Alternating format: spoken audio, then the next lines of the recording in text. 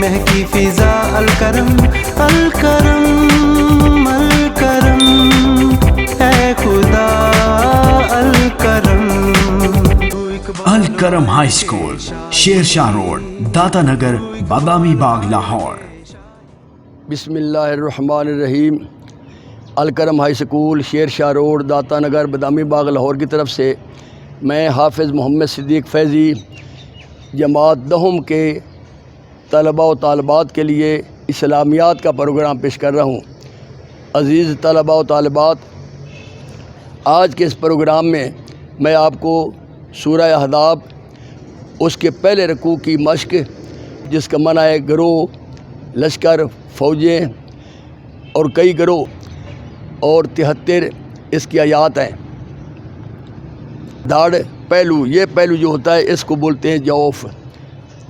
تو ظاہرون، تم ظہار کرتے ہو، تو ظاہرون، تم ظہار کرتے ہو۔ قرآن مجید میں ظہار کا مطلب یہ ہے کہ کوئی شخص بھی اپنی بیوی کو اپنی ماں یا بہن کے کسی عضو کے ساتھ تشبیہ دے، اسے بولتے ہیں ظہار۔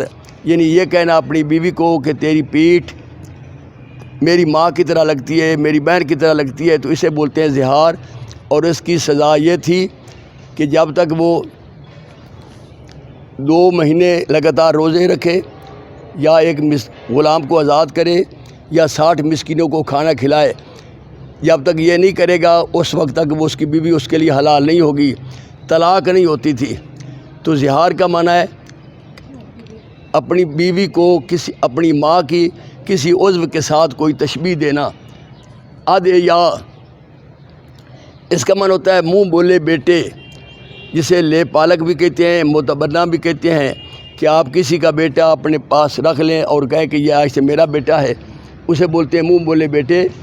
اور یہ خاص کر سرکار دو عالم صلی اللہ علیہ وآلہ وسلم نے حضرت زید بن حارثہ کو اپنا منہ بولا بیٹا بنایا تھا، جب حضرت زید بن حارثہ نے اپنی ماں، چچا، بھائیوں سب کے ساتھ جانے سے انکار کر دیا اور کہا کہ میں حضور اکرم صلی اللہ علیہ وآلہ وسلم کو چھوڑ کر اب کسی کے پاس نہیں جاتا، اپنی ماں باپ کو چھوڑ دیا، تو اس وقت سرکار دو عالم صلی اللہ علیہ وسلم نے سب کے سامنے کہا کہ چونکہ اس نے سب کو چھوڑ دیا ہے تو آج سے یہ میرا منہ بولا بیٹا ہے۔ تو اس لیے اس بنا پر منہ بولا بیٹے کی یہ آگے رسم پڑی۔ اور اب یا کا منع منہ بولے بیٹے، آگے میں اس کے بارے میں تفصیل بیان کروں گا۔ افواہ، یہ فو کی جمع ہے، جس کا معنی ہے افواہ، کئی منہ، چونکہ افواہ کئی منہ سے نکلتی ہے اس لیے اس کو بولتے ہیں افواہ، جھوٹی خبر کو۔ ادعوہم، انہیں پکارو، انہیں بلاؤ، ادعوہم، اقسط و زیادہ منصفانہ بات، انصاف والی بات۔ تعمدت، اس عورت نے ارادہ کیا، تعمدت، اس عورت نے قصد کیا، ارادہ کیا، اولا، زیادہ حق رکھنے والا، زیادہ عزیز، زیادہ دوستی رکھنے والا، اولو الارحام، خون کے رشتہ دار، اولو الارحام، خون کے رشتہ دار، مستورہ، لکھا ہوا، یعنی سطریں بنی ہوئی، لکھا ہوا۔ تو اب یہ سوال جواب ہے۔ سورہ احزاب کے شروع میں رسول اکرم صلی اللہ علیہ وسلم کو کن باتوں کی تلقین کی گئی ہے؟ تو پہلی آیت ہے جس میں رب کائنات نے فرمایا اے پیغمبر خدا سے ڈرتے رہنا۔ پہلی بات، اے پیغمبر خدا سے ڈرتے رہنا، ولا تطع الکافرین والمنافقین، اور کافروں اور منافقوں کا کہا نہ ماننا۔ بے شک خدا تمہارے اور کافروں اور منافقوں کا کہا نہ ماننا، بے شک خدا جاننے والا، حکمت والا ہے۔ اور جو کتاب تم کو تمہارے پروردگار کی طرف سے وحی کی جاتی ہے اسی کی پیروی کیے جانا، بے شک خدا تمہارے سب عملوں سے خبردار ہے۔ ان اللہ کان بما تعملون خبیرا، وتوکل علی اللہ، اور خدا پر بھروسہ رکھنا۔ اور توکل کا معنی یہ ہے کہ انسان زندگی کے دنیاوی سارے وسائل کو استعمال لا کر پھر اللہ پر توکل رکھے، خود محنت کرے۔ جیسے کہ ایک آدمی آیا رسول پاک صلی اللہ علیہ وسلم کی خدمت اقدس میں اور اپنا اونٹ باہر چھوڑ کر آیا، اندر آیا، تو آپ نے فرمایا اونٹ کو کہاں چھوڑا ہے ہو؟ کہا جی ویسے کھلا چھوڑا ہوں اللہ تعالیٰ کے بھروسے توکل پر۔ فرمایا جاؤ پہلے اونٹ کی رسی باندھو اور پھر خدا پر توکل کرو۔ تو یہ ہے کہ مادی وسائل، دنیا کے وسائل سارے استعمال کر کے اس کے بعد بندہ محنت کرے، یہ نہ کہے کہ اللہ پر توکل ہے، اللہ مجھے کامیاب کر دے گا۔ اللہ کامیاب ضرور کرے گا، لیکن اس کے لیے محنت بھی شرط ہے۔ دوسرا سوال ہے منہ بولے بیٹوں کے بارے میں کہ لے پالکوں خدا نے مومنوں لے پالکوں کو ان کے اصل باپوں کے نام سے پکارا کرو۔ قرآن مجید نے ہدایت دی ہے مومنوں لے پالکوں کو ان کے اصل باپوں کے نام سے پکارا کرو کہ خدا کے نزدیک یہی درست بات ہے، کہ خدا کے نزدیک یہی درست بات ہے۔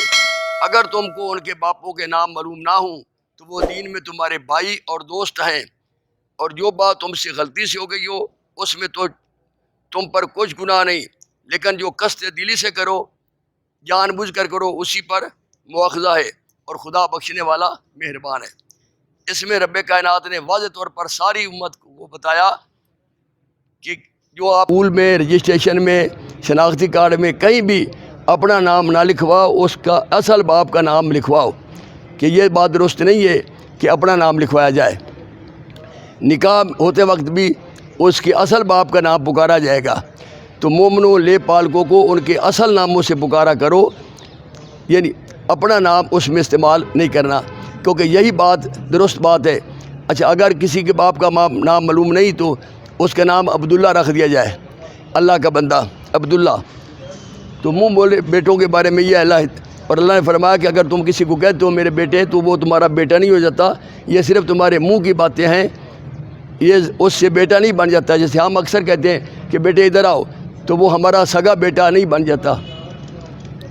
آگے آیات ہے کچھ، النبی اولیٰ بالمؤمنین من انفسہم وازواجہ امہاتہم، فرمایا پیغمبر مومنوں پر ان کی جانوں سے بھی زیادہ حق رکھتے ہیں، اور پیغمبر کی بیویاں وہ قوم کی مائیں ہیں، مسلمانوں کی مائیں ہیں۔ یہ ما جعل اللہ لرجل من قلبین فی جوفہ، اللہ تعالیٰ نے کسی آدمی کے پہلو میں دو دل نہیں بنائے۔ کوئی بھی شخص ہو، اللہ نے کسی آدمی کے پہلو میں دو دل نہیں بنایا، دل ایک ہے، اور وہ دل اللہ کا گھر ہے۔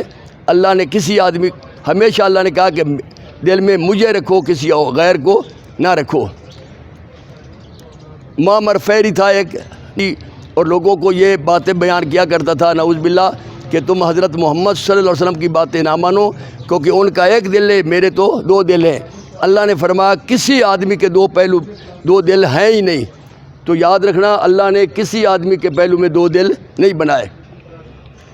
وَمَا جَعَلَ أَزْوَاجَكُمُ اللَّائِي تُظَاهِرُونَ مِنْهُنَّ أُمَّهَاتِكُمْ، اور اللہ فرماتا ہے اور نہ تمہاری عورتوں کو جن کو تم ماں کہہ بیٹھتے ہو تمہاری ماں بنایا، جن کو تم کا میری ماں ایسے کہتے ہو، اور عورت کو تو اللہ فرماتا ہے وہ تمہاری ماں نہیں بن جاتی، یہ صرف زبانی کلامی باتیں ہیں۔ اور نہ تمہاری عورتوں کو جن کو تم ماں کہہ بیٹھتے ہو ماں بنایا، لیکن زہار ماں کو کسی بیوی کی کسی اپنی ماں سے نسبت دینا، تشبیہ دینا، اس سے زہار ہو جاتا ہے۔ تو یہ تھے الفاظ معنی اور سوال جواب، اور مجھے امید ہے کہ آپ نے اس طرح سمجھ رہے ہوں گے۔ اللہ تعالیٰ آپ کو کامیاب فرمائے، اللہ تعالیٰ آپ کو اپنی حفظ و امان میں رکھے۔ خدا حافظ۔